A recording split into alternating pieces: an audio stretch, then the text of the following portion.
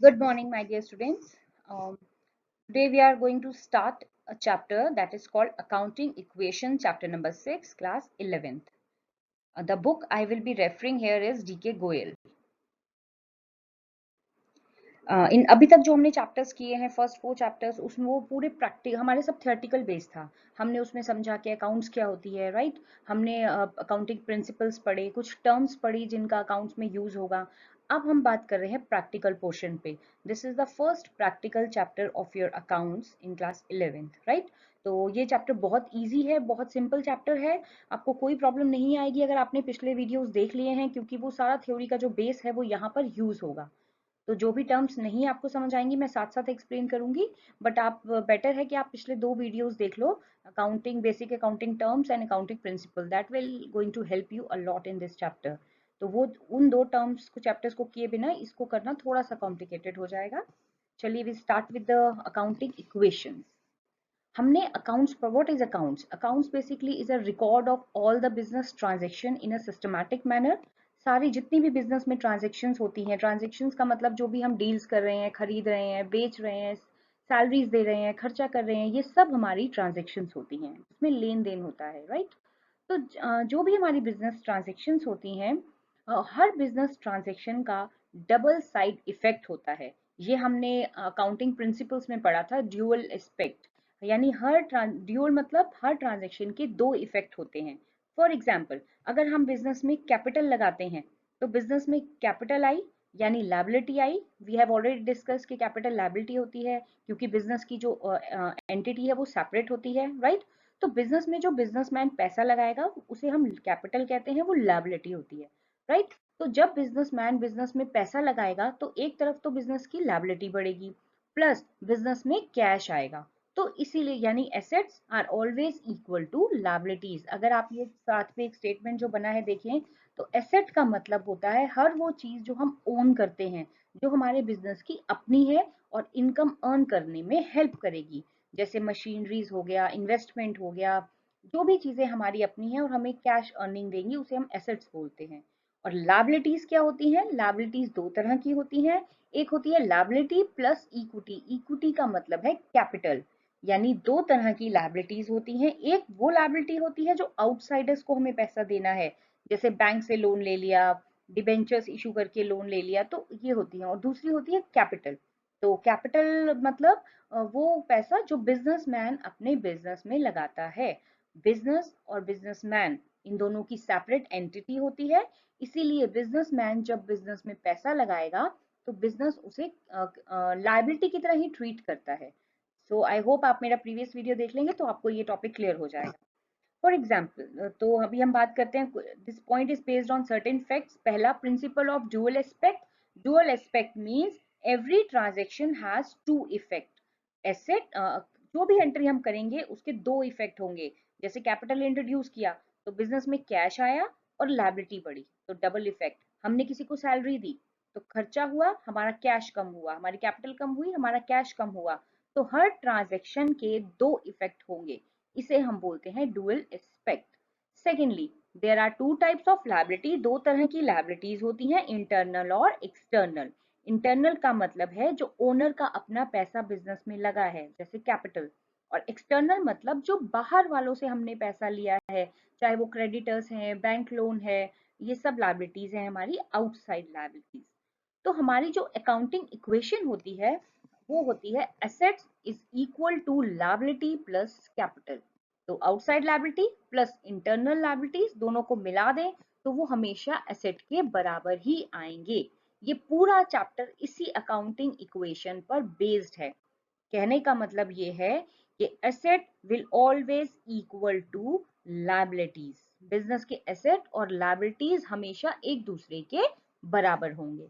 तो पूरे चैप्टर में हमें यही प्रूव करना है कि left hand side is always equal to right hand side because all the transactions have double sided effect. तो in order to make it more clear हम एक एग्जांपल लेते हैं। जैसे फर्स्ट एग्जांपल देखिए, Gopal started business with ₹75,000 as capital. Gopal ने एक business start किया जिसमें उसने 75,000 रुपए कैपिटल लगाया, राइट। तो हमारे असेट्स, और हमने एक स्टेटमेंट बना लेंगे, असेट लायबिलिटीज प्लस कैपिटल, वही हमने इक्वेशन लिख दी। अब देखिए, जब बिजनेस में 75,000 इन्वेस्ट करेगा गोपाल, तो बिजनेस में कैश आएगा। कैश आएगा मतलब हमारे असेट्स बढ़ेंगे। असेट्स आपको पता है, मैं बता चुकी हूँ, असेट हमारे जो हर वो चीज जो हमें कैश बेनिफिट देती है या फ्यूचर में कोई बेनिफिट देती है, वो हमारे असेट्स होते हैं, राइट। प्लीज मेरा प्रीवियस वीडियो देख लेना ये सारी टर्म्स क्लियर करने के लिए। तो अब वो बिजनेस में कैश लाया, तो हमने कैश अंडर लिख दिया, कैश के अंडर एसेट है, कैश हमारा एसेट है, तो हमने एसेट्स की साइड में कैश लिख दिया 75,000। और अब बिजनेस में कैपिटल आया। Gopal is a separate legal entity from business, business से वो अलग है, इसीलिए जब गोपाल ने बिजनेस में पैसा लगाया, तो हमने उसको कैपिटल के अंडर लायबिलिटी साइड में कैपिटल में रखा, यानी ये इंटरनल लायबिलिटीज है, राइट।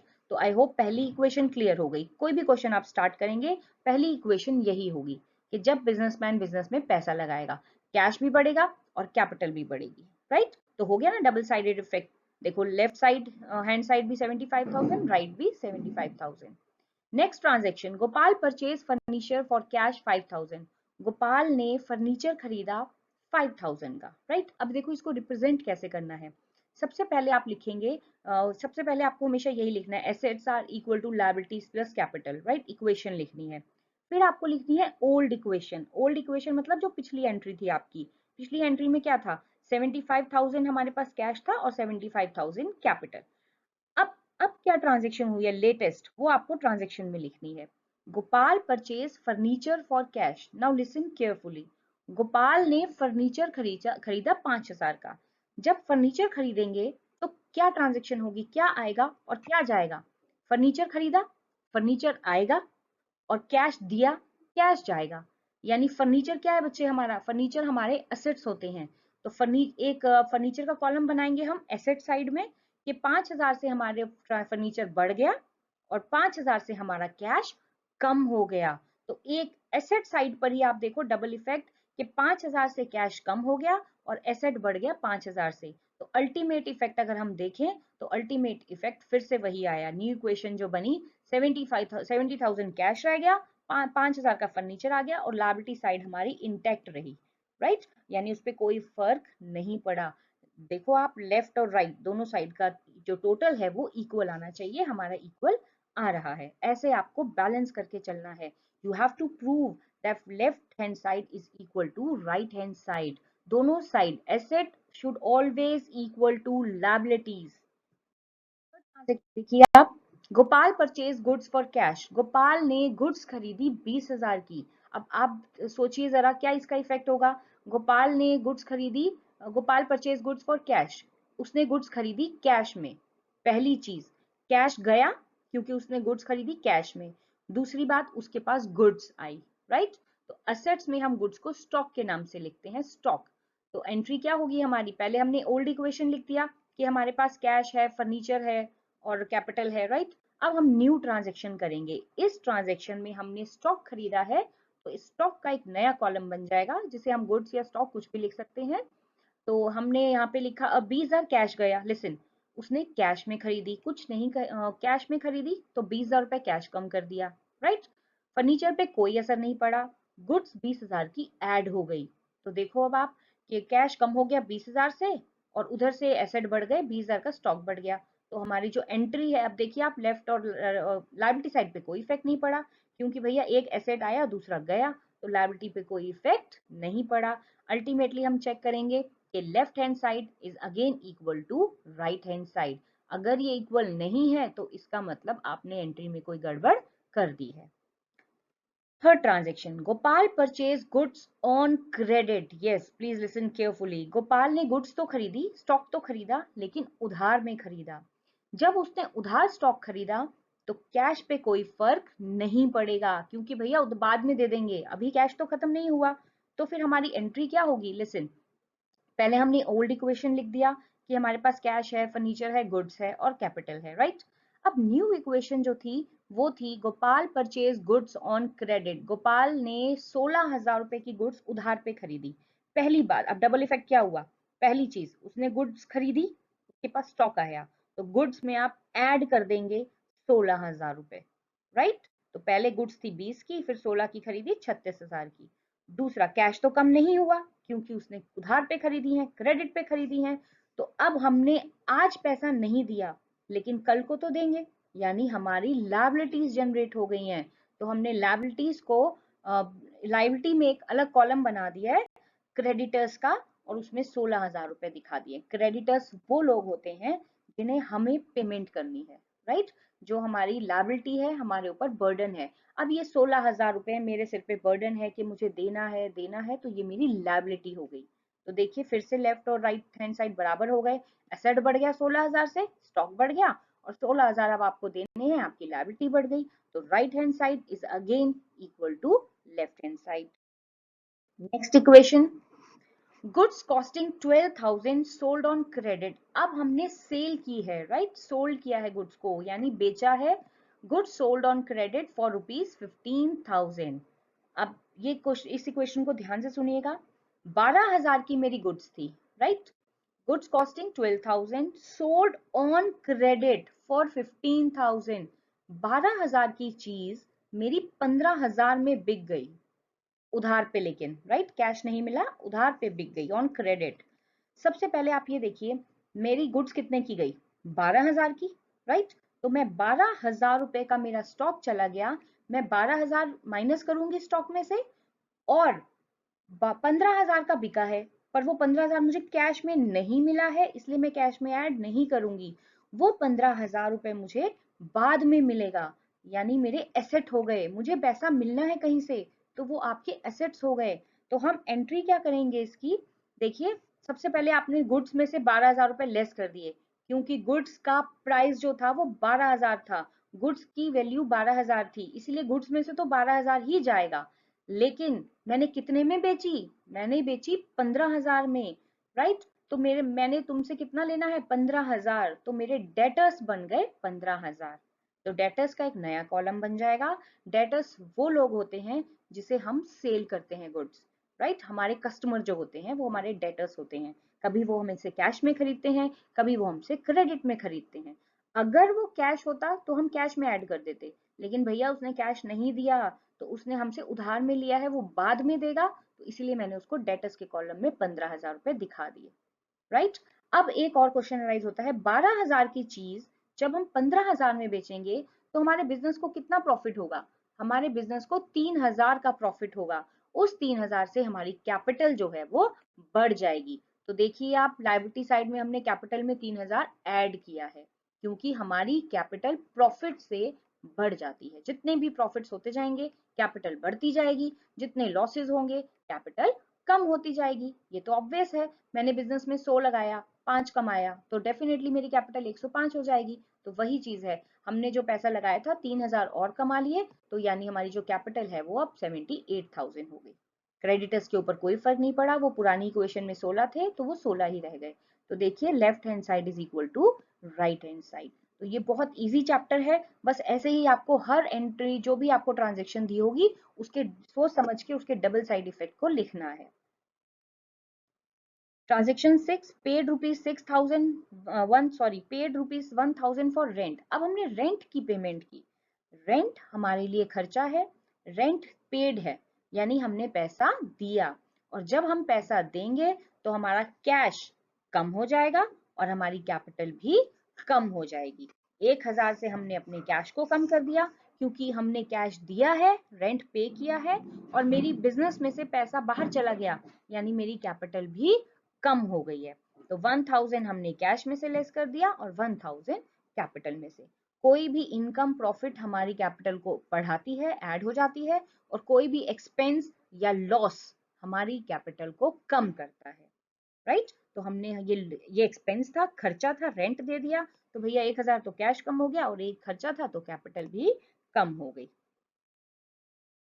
अब इसी काउंटिंग इक्वेशन की हम एक इलिस्ट्रेशन करते हैं, राइट। ये इलिस्ट्रेशन नंबर है जो 1 है, डी के गोयल बुक में रेफर कर रही हूँ, ये उसी की एक इलिस्ट्रेशन हम ले रहे हैं।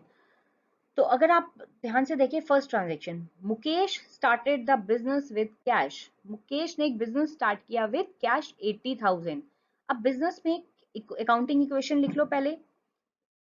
अकाउंटिंग इक्वेशन क्या होती है, assets is equal to liabilities, right. Liability के दो कॉलम बना देना, लायबिलिटी प्लस कैपिटल। तो फर्स्ट इक्वेशन, जब मुकेश ने बिजनेस में पैसा डाला तो 80,000 रुपए कैश आ गया और बिजनेस में कैपिटल आई तो 80,000 हमने कैपिटल में लिख दिया। तो फर्स्ट ट्रांजेक्शन तो बहुत सिंपल थी, cash is equal to capital. Second transaction है हमारी परचेज गुड्स फॉर कैश। हमने गुड्स खरीदी कैश में। Now listen carefully, purchase goods for cash. हमने गुड्स खरीदी, हमारे पास क्या आया? हमारे पास गुड्स आई, स्टॉक आया और क्या गया? कैश गया, राइट? तो गुड्स आ गई हमारे पास और स्टॉक चला गया। तो व्हाट वी हैव डन, हमने देखिए गुड्स कैश चला गया तो हमने 28,000 माइनस कर दिया क्योंकि कैश में पेमेंट की है तो कैश कम हो गया, और स्टॉक हमारे पास बढ़ गया है 28,000 से तो हमने उसको प्लस में दिखा दिया। स्टॉक आया प्लस में और कैश चला गया माइनस में। अब देखो हमारा डेबिट और क्रेडिट फिर से इक्वल हो गया, right? Now we talk about third transaction purchase goods on credit. हमने क्रेडिट पर गुड्स खरीदी। जब हमने गुड्स क्रेडिट पर खरीदी तो हमारे पास क्या आया? पहली बात, परचेज गुड्स, हमने गुड्स खरीदी यानी हमारे पास स्टॉक आया। तो हमारे पास स्टॉक आया तो हम स्टॉक में ऐड कर देंगे 20,000। तो हमने इसको ऐड कर दिया 20,000 स्टॉक में। लेकिन हमने उधार पे खरीदी है यानी कैश तो नहीं गया। हमने उधार पे खरीदी है यानी पेमेंट बाद में करेंगे। बाद में करेंगे मतलब बर्डन है, लायबिलिटी है, इसीलिए हमने अपनी लायबिलिटी को इंक्रीज कर दिया 20,000 से कि भैया बाहर वाले को हमने अभी 20,000 देना है। तो हो गया डबल साइडेड इफेक्ट, फिर से हमारा डेबिट और क्रेडिट जो है वो बराबर आ गया। जो एंट्री है वो है हमारी fourth entry, purchase furniture for cash. हमने फर्नीचर खरीदा 6,000 का कैश में। क्या आया आपके पास? फर्नीचर खरीदा तो फर्नीचर आया, तो फर्नीचर में आपने 6,000 ऐड कर दिए और कैश गया, कैश में से 6,000 लेस कर दिए। फर्नीचर खरीदा, फर्नीचर आया, कैश गया। तो ट्रांजैक्शन फिर से देखिए आप, डेबिट और क्रेडिट साइड फिर से बराबर हैं। एसेट और liabilities again equal. Next transaction है आपकी पेड रेंट ₹2,000। आपने रेंट की पेमेंट की है। जब आप रेंट देंगे कैश जाएगा, राइट, डेफिनेटली कैश जाएगा 2,000 और आपकी, तो हमने कैश में से लेस कर दिया 2,000। दूसरी बात, ये खर्चा था, आपकी कैपिटल कम हो गई इसीलिए हमने कैपिटल में से भी 2,000 लेस कर दिए। Again your left hand side is equal to your right hand side, your assets are equal to your liabilities. Next transaction, receive commission for ₹500। अब ध्यान से सुनिएगा, आपको किसी ने कमीशन दी, आपको पैसा दिया 500 रुपए। जब आपको कैश दिया, कमीशन दी तो आपका कैश बढ़ गया तो आपने कैश में उसको ऐड कर दिया, राइट, प्लस कर दिया। अब आपको कमीशन दी, आपकी इनकम हुई और इनकम और प्रॉफिट से आपकी कैपिटल बढ़ती है इसीलिए आपने वो 500 रुपए कैपिटल में भी ऐड कर दिए। तो ये दो फिर से वही डबल इफेक्ट हो गया, एसेट में भी 500 बढ़ गए, लायबिलिटी में भी 500 बढ़ गए। तो left hand side is again equal to right hand side. Transaction 7, withdraw cash for private use। yes, private use we have already studied, हम पढ़ चुके हैं। private use का मतलब ड्रॉइंग्स, मालिक अपने घर ले गया पैसा। जब वो अपने पैसा उठा के बिजनेस में से घर ले गया, बिजनेस की ड्रॉर में पैसे पड़े थे, उसने वो उठाए और वो घर ले गया अपने पर्सनल यूज के लिए। तो पहली बात, कैश कम हो गया, राइट, और दूसरा कैपिटल भी कम हो गई 3,000 से, यानी बिजनेस में से पैसा निकल गया है। तो हमने कैश भी कम कर दिया और हमने जो उसका कैश भी कम हो गया और हमारी कैपिटल हो गई, right. Next transaction, sold goods sold goods to on credit for ₹40,000। 30,000 की गुड्स हमने बेच दी उधार पर, right. Sold goods on credit for ₹40,000। ध्यान से सुनिए, गुड्स कितने की गई हैं आपकी? 40,000। गुड्स की कॉस्ट कितनी थी? सॉरी, 30,000।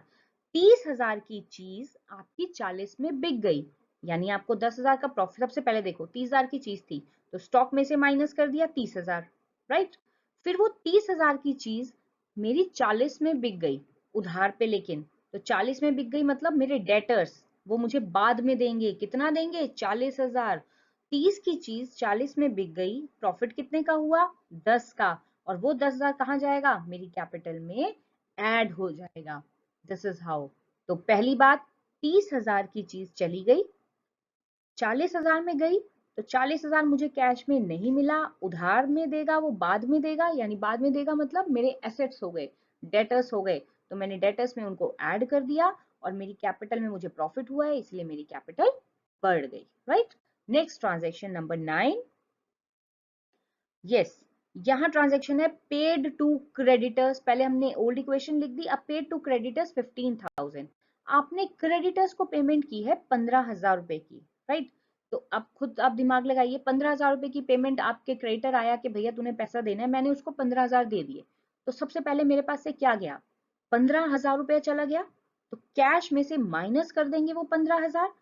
दूसरी, मैंने उसको अपनी लायबिलिटी में दिखाया हुआ था 20,000 क्रेडिटर्स, 15,000 वो ले गया, तो हम माइनस कर देंगे ना उसे कि 15,000 वो ले गया। ऐसा होता है ना, आपने किसी को पैसे देने हैं, और जब आप उसको पैसे देने जाओगे तो वो खाते में से आपका नाम काटेगा, अकाउंट में से आपका नाम काटेगा। तो वही हमने किया कि 20,000 के टोटल क्रेडिटर्स थे कि भैया 15,000 ने तो पेमेंट कर दी, तो अब हमारे क्रेडिटर्स जो बचेंगे वो सिर्फ 5,000 के होंगे, राइट। तो these were the transactions. Final equation जो बनी हमारी वो थी। अब हमारा देख लो आप, 26,500 एसेट साइड में है आइटम्स, और जो लायबिलिटी साइड में है, ये दोनों इक्वल आने चाहिए। अगर आपके लास्ट में ये दोनों इक्वल नहीं आए, तो इसका मतलब आपने क्वेश्चन में कहीं एरर किया है, मिस्टेक किया है। तो I hope this topic is clear to you. Next class में भी हम इसका एक अनसॉल्व क्वेश्चन करेंगे। आप एक बार इसको पढ़ लेना, प्रैक्टिस कर लेना, फिर in next class we'll do another question of this chapter. Thank you so much for watching. See you in my next video. Thank you.